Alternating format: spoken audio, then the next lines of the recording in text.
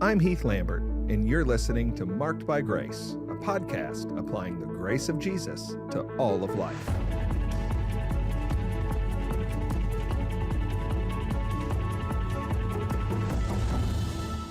What are my favorite books that I read in 2024?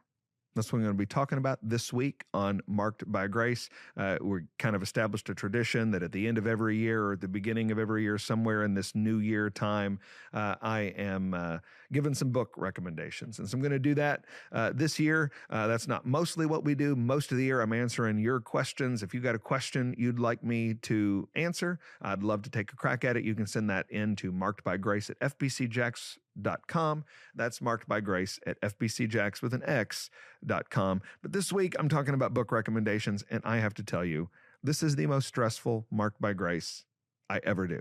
It is very, very hard for me to distill my reading down to a couple of book recommendations. There's a lot of reasons why that's true, in case you care. One is I do read a lot during the year. I read a lot of books that I like during the year. And so trying to get that down to a manageable list is really, really hard. And the stakes feel super high for me to give a book recommendation or two or three. It feels hard for me to do. And so I really stress over it. And be honest with you, I've changed the books a couple of times that I'm going to recommend here. I've made several changes to that. One of the reasons I've done that is another reason why a podcast like this is hard on me. And that is because not every book that I read is recommendable. Okay. So there are some books, I read plenty of books that I read knowing they're going to be bad. I read knowing they're going to be troubling, and I would never commend them to anybody.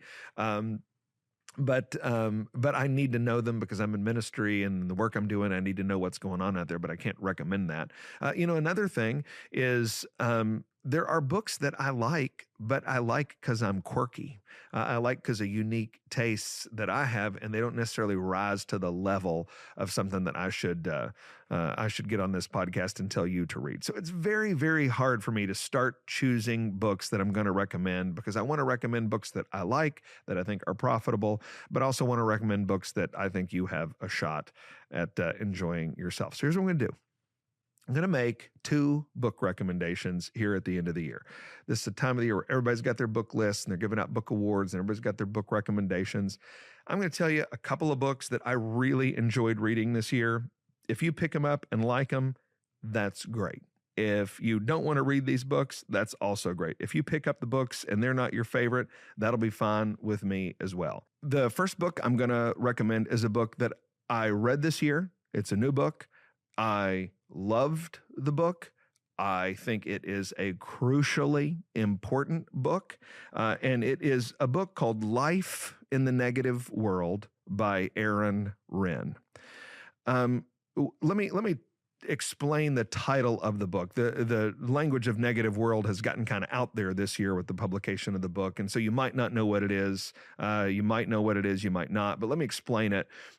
So Life in a Negative World is talking about how the world perceives Christianity. So the premise of the book is that Renn talks about three kinds of worlds here in the contemporary West and in contemporary America. There was the positive world, where this is, think middle of the last century. There was the positive world where it was considered a good thing to be a Christian. The culture looked at Christianity and had a positive view of it. Then we moved from the positive world to the neutral world. Think end of the last century, beginning of this century. That was a time in our country, a time in our culture where when people thought of Christians, they thought some good things, some bad things, but it was net neutral. It was just, if you want to be a Christian, it's fine. Renn's argument is that we are now living, right now today, we are living in a negative world, where in contemporary culture in America, people tend to have a negative view of Christianity and a negative view of Christians. I think Renn is basically correct. in his fundamental argument. And what he does is he writes a book describing how things have changed, and he writes a book about how to be a faithful Christian in a world where that is not popular. Now, let me say a few things about this. First of all, the book isn't perfect. No book is. He makes some observations along the way to establishing what I think is a fundamentally correct thesis, but he makes some observations along the way that aren't my favorite, that are frustrating, that I would say differently, that I wouldn't say at all. But I do think the fundamental thesis of the book is good. And I think, honestly, one of the things that's so important about the book is not just that I do think we're living in the negative world that he argues we are. And I think we need to own that. And I think we need to figure out how to be effective in it. And we need to not live as though we are existing in a culture that we're not, that is fundamentally positive towards us. That's not true. Or that thinks neutral things about us. That's not true either. We're living in a negative world. I think we need to know that.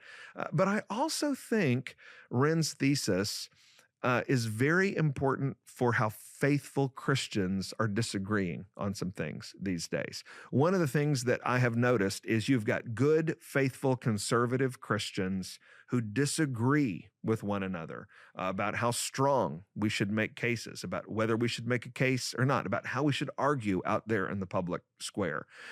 And one of the things that I've puzzled over the last couple of years is why are conservative Christians disagreeing so strongly about how to conduct ourselves out there.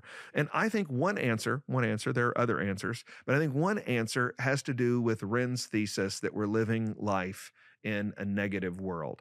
I think there are some conservative Christians who are existing in the world in which we live today, but don't understand that we're living in a fundamentally negative world. And I think it shapes the case they want to make and the presentation they seek to offer in a bad way. I think other conservative Christians, I think the light bulb has gone off and they realize we're in a negative world and we're going to have to change the way we live and do business and make our case. That is to say, I think a fundamental difference among conservative Christians right now is how we're seeing the world out there. And I think that there is a difference between conservative Christians who believe that we're living in a fundamentally positive or a fundamentally neutral world, and we can make our case like we live in that world. And I think they're off in how they're seeing the world in which we're living. I think the Christians who are being the most effective out there right now are the Christians who have understood we do live in a negative world,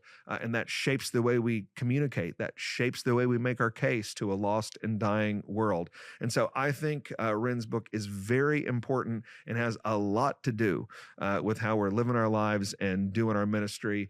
If you're interested in that kind of thing, I think it'd be worth your time to pick it up and read it. All right, that is a ministry book. Let me give you a book that I read that was just for fun. It's a history book. It's a biography book. Biographies are probably my most favorite kind of book to read these days. And definitely one of my favorite books this year was a book called The Most Famous Man in America by Derby Applegate. The Most Famous Man in America is a biography of a man named Henry Ward Beecher. Now, you might not know who Henry Ward Beecher was.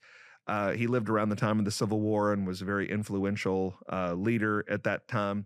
If you don't know who he was, you need to appreciate that he has a book written about his life called The Most Famous Man in America, because in the middle 1800s, in the late 1800s, that's exactly what he was. He influenced presidents. He was a preacher in Brooklyn. And presidents came to hear him preach. Dignitaries came to hear him preach. He was actually part of the rise of the city of Brooklyn. He was an incredibly influential figure. Now, he was also a lecherous liberal. He had numerous affairs. He was actually prosecuted for adultery back in the day when that happened. There was an adultery trial for him. He had probably at least one illegitimate child, maybe more. And he was a theological liberal, so he did not believe in the truth for all once delivered to the saints.